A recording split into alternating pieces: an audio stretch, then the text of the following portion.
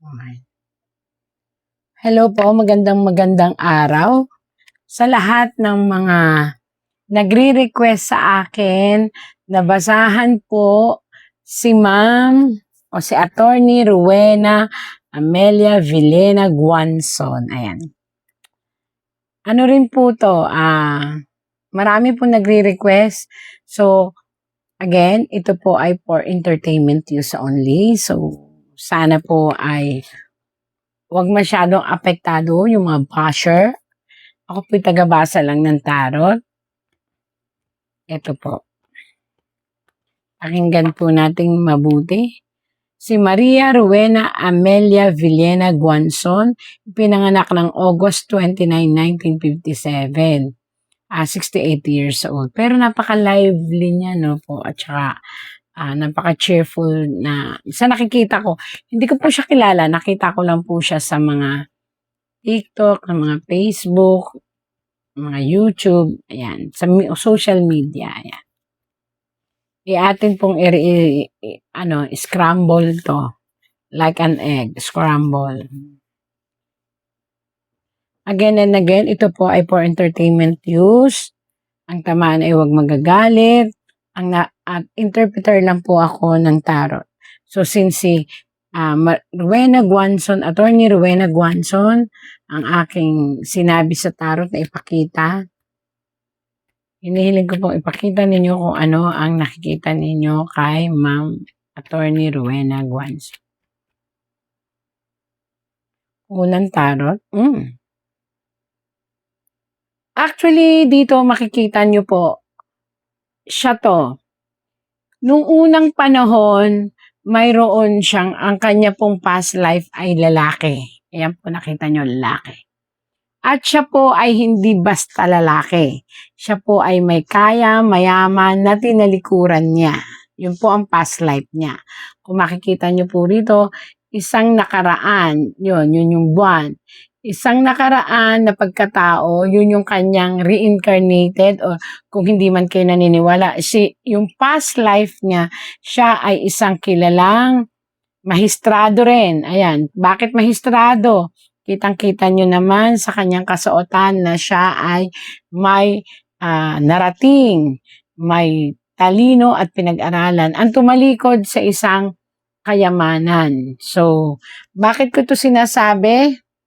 Kasi po, kung makikita nyo po dito sa susunod na tarot, mga nagdidiwang na pinanggalingan. Ibig sabihin, ngayon ay babae siya. Nasa katauhan po siya ngayon ng isang babae. Ang past life, pag sinabing past life, nakaraan. Maring ito'y daang-daang libong taon na. At ngayon, nabuhay siya sa pagiging katawan ng isang babae, subalit tatlo ang kanyang pag-uugali. Pag sinabi po ito ay pag-uugali. Yung isa, ang ugali niya, matalino. Bakit sinabi kong matalino? Kung makikita nyo po, nakaputi yung isang babae, tapos ang kanyang buhok ay malaginto. Ibig sabihin, brilliant, matalino, nagniningning. Marami na siyang, kumbaga sa narating, matataas, kaya nga ginto at saka maputi ang kanyang kasuotan. Pag sinabi namang maputi ang kasuotan, naglalarawan ito na si Attorney Rowena ay isang straightforward. Wala siyang pakeme-keme. Ayaw niya ng pakime-keme. Diretsong salitaan lang siya. Tapos, ang isa niyang katauhan naman ay nakatalikod na babae. Kung makikita nyo, nakatalikod na babae pero may cup siya na ginto. Ang ibig sabihin po nito, straightforward siya. Pwede siya kahit saan mo ilagay. Siya ay malawak ang kanyang kaalaman. So, mapolitika, makareer niya bilang attorney, at makatao. Ibig sabihin, mga pananalita niya, pwede. Pwedeng-pwede. Hindi ko po siya pinupuri dito. Baka sabihin na naman ng mga batcher, pinupuri ko. Hindi ko po pinupuri. Inilalarawan ko po kung anong klaseng tao si Attorney Rowena Guanzon. At ito po ipinakikita ng tarot. Meron siyang 3 pag-uugali. Namamahalin ng tao. Yun. Tapos, nakatalikod siya. Tapos, may hawak siyang cup. Alam niyo yung kahit maganda ang posisyon niya, tatalikuran niya yung posisyon na yan pag may nakita siyang isang pagkakamali na mabiblame ang sarili niya. For example, sinuportahan niya before, kunwari lang to for example, sinuportahan niya ang dating rehimen ni Bongbong Marcos or ni Benigno Aquino, yung mga nung anak ni Benigno Aquino, pwede siyang tumalikod doon pag alam niya na mali ang ipinaglalaban. Mali na ang sitwasyon at maiipit na ang kanyang pangalan. So, ibig sabihin nito, mahalaga sa kanya ang reputasyon at pangalan. Kaya nakaganyan siya. Yung isa nakaharap ulit. Ang karakter na nakikita natin is matapang, kung magsalita, babaeng babae. Ibig sabihin ng babaeng babae, yung bubutatain kita o sasabihin ko lahat ng pinakamasakit kasi yun ang gusto kong sabihin. Pero, nakita nyo siya, meron siyang borloloy na, na bulaklak. Ibig sabihin, may soft spot pa rin sa part ng puso niyan na pagiging babae. Na palagi at palagi niyang sasabihin, masakit man siyang magsalita, pero yun ang kanyang totoong nakikita.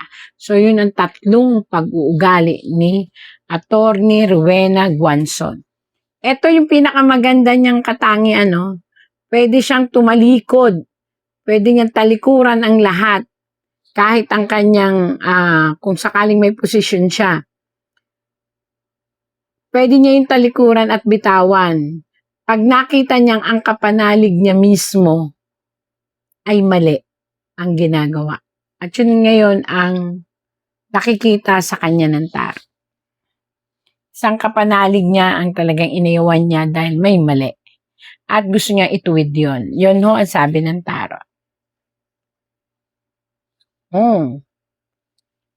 Sa ngayon, ang kagustuhan niya po talaga ay tumakbo, which in-announce naman niya sa social media. At alamin at labanan ang kabaliwan daw ng mga nangyayari sa ating politika. Parang ang tingin niya masyado nang pinagtatawanan ang sitwasyon ng politika ng Pilipinas. Kaya gusto niyang baguhin or gusto niyang tumakbo para ipakita ang sensiridad. Ayan. Tatakbo siya. Come what may, kung anong kalabasan, manalo, matalo, tatakbo siya. Parang ganun ang gusto niya ipakita dito. At gusto niya ikasal siya sa inang bayan. Ibig sabihin, magsilbi sa inang bayan. Kaya lang, marami ang nasagasaan niya sa kanyang pananalita, sa kanyang pagpapahayag ng kanyang intensyon na ayusin at ipakita ang kamalian ng mga nakaupo or ang mga nakikita niya, naoobserbahan niya. Marami po ang nagagalit sa kanya. Kaya mag-ingat din po siya. Kasi nanganganib din po ang buhay niya. Yan. Sa totoo lang, ang dami niyang kinakalaban po. Uy, mananalo siya. Nakalagay po dito kahit nakabaliktad. Ibig sabihin, galingan lang niya ang pagbabantay ng kanyang mga balota, ng kanyang kandidatura, Mamahalin siya ng masa eh. Oh.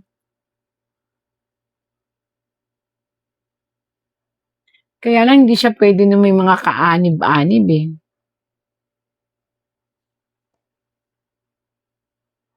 Ito. Ang ibig sabihin po pala nito ay hindi siya po pwede na umanib. Ito yung sinasabi po ng tarot Hindi siya maaaring umanib sa mga politiko na lalapit sa kanya na nakaupo sa ngayon. Hindi ko po alam bakit. Mas mabuting nalilito ako dito eh kasi may ibon. Ibig sabihin nito sa lalaki. O pwede siyang umanib sa babae. At tama ang kanyang pagpanig kasi mukhang kay BP Sara siya. Sasabihin ko na po ang pangalan na mukhang kay BP Sara siya nakapanalig kasi babaeng lumalaban Nasa tamang choice po siya. Dahil pag dito siya pumanig, sa kahit kaninong lalaki lalaki po ang pinag-uusapan nito, hindi ko alam kung sino, maaaring hindi siya makapasok. Or malito ang mga tao sa kanya. Yan. Pero ayon po dito, nasa tamang posisyon siya ng pagpanig.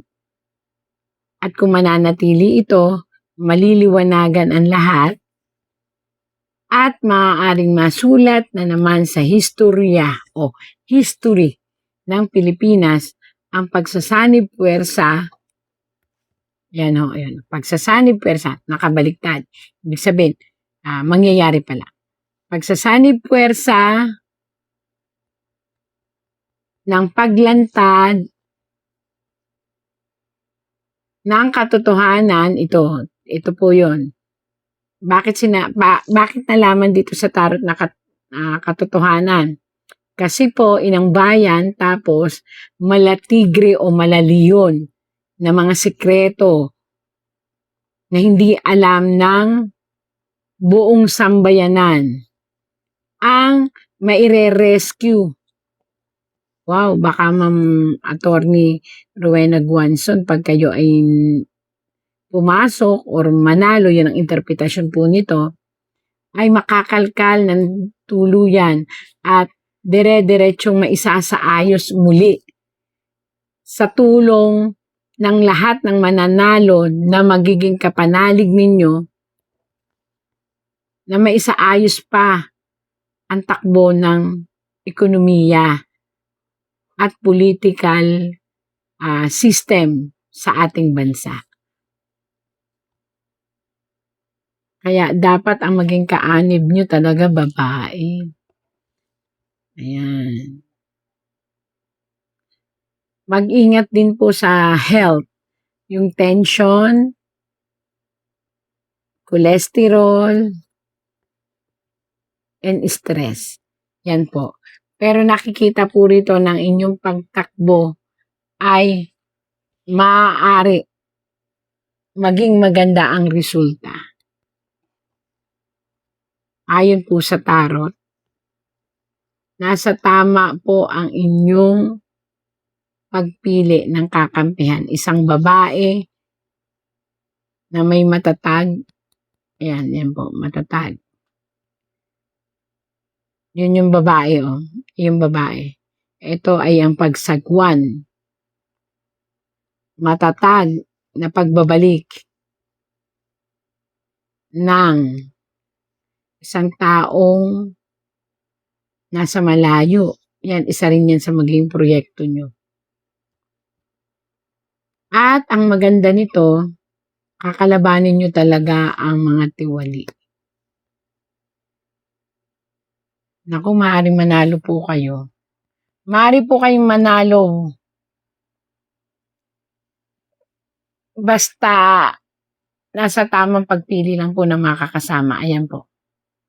Kasulatan, isang babae, pagkatapos isang palasyo sa loob. Ibig sabihin, tapos kulay green po siya. Ayan. Kita nyo naman. Green. Ayan. Naglalabang lumot. Ayan. Yan, nasa tama po kayong pagpili. Ingat lang po sa kalusugan po at ingat din po sa pakikasalamuha. Kasi ito po ay mga lihim na kaaway na naghahangad ng inyong kapahamakan.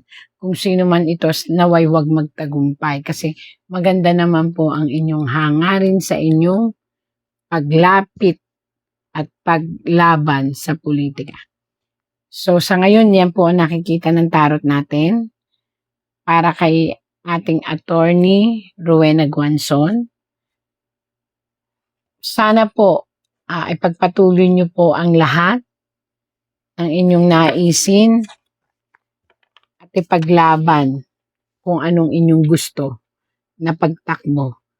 At lagi nating iisipin, marami rin pong mga tao ang nalilito kung ano pa talaga ang tunay na dahilan ng pagtakbo ninyo.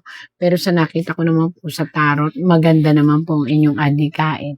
Sana nga po ay matulungan ninyong mabago ang sistema ng ating kapolitikahan upang mabago rin ang ating pangkabuoang kalagayan ng Pilipinas. At para po sa mga nanonood na nag-request nito, lagi nating isipin sa kahit anumang pinagdadaanan ng buhay natin, lalo na ngayon, baka po, ito po, pahabol ko po ito sa inyo, maaaring magdilim ang buong Pilipinas. Nakita ko po iyon sa tarot, pahabol. Maaaring magkaroon ng pagdilim sa buong Pilipinas. Ibig sabihin, sa ating bansa, maaaring magkaroon ng pagdilim ng kapaligiran. Hindi ko po alam kung ano ito. Maaaring magkaroon po tayo ng malawakang pagkawala ng liwanag or ng kuryente. Na sana naman po huwag mangyari dahil maraming maaapektuhan. Hindi naman po yung biglang talaga. Kumbaga ito ay teritoryo by teritoryo pero within the Philippines. At darating po ang isang matinding tagtuyot. My gosh. May tagtuyot pong darating sa ating Pilipinas. Matindi po ito. Massive po ito. Lagi po tayong magpundar or mag-ipon ng tubig. Sana po sa mga nakaupo, wag na muna ang politiko. Wala na muna sitwasyon. Kailangan po nating bigyang pansin ang ating water system. Dahil po ito ay nakita po sa tarot na may parating po na isang tagtuyot at kung saan po maaaring magkaroon din po tayo ng malawakang proteksyon para sa tubig. Magkakaroon po ng lason. Maaaring malason ng ating tubig kaya sa mga nakaupo po, pakiusap. Inyong bigyan pansin ang tubig at ang kuryente. Sa kuryente hindi na tayo kasi umaangkat din lang naman yata tayo. Hindi ko po alam kung paano nyo gagawin paraan. Pero ito po ang lumabas sa tarot. Sana po ay mabigyan nyo ng pansin itong nakita ko sa tarot. Kung naririnig nyo po ako, dito tayo mag-focus kung paano tayo huwag maapektuhan at maging handa. At para po sa mga taong nakikinig, huwag po kayong matakot. Ang sinasabi po ng tarot ay paghahanda. Paghanda tayo, wala tayong dapat ikatakot. Nawa po ang ating gobyerno ay narinig ang aking tarot para mabigyan nilang tutok at solusyon agad yung parating na pagdidilim ng buong bansa natin. Hindi naman siya yung totaling dilim na dilim, kundi by region. Maaaring Visayas, Luzon, or isang rehiyon. Basta kinakailangan po nating pag-ingatan at pag-aralan agad ang sa tubig. May nakita po akong parating na maaaring magkaproblema tayo sa shortage ng tubig sa tagtuyot at may mga bakterya akong nakita po sa tubig. Yun po ang nakita ko. So sa lahat ng ito po, hinihiling ko po sa inyo, huwag kayong matakot. nais ko lang itong iparating kung anong nakita ng aking tarot sa gobyerno natin. Sana ma-share nyo ito at mapalawak para makarating sa ating gobyerno upang ngayon pa lang, sabi nga ng tarot, paghanda tayo, wala tayong dapat ikatakot. Dumating man yan, dadaan lang yan. Kasi handa tayo. So para sa mga tao, magdasal, manalangin, at huwag matakot. Ang kailangan lang natin ay kalampagin natin ang mga tamang unit ng gobyerno para hanggang ngayon ay makapag-isip agad at maproteksyonan ang buong bansang Pilipinas. At laging tatandaan, sa ganitong sitwasyon, Diyos ang kakampi. Lagi nating tatandaan, nasaan man tayo, ano man ang ating dinaranas. God sent miracle every day. Salamat po.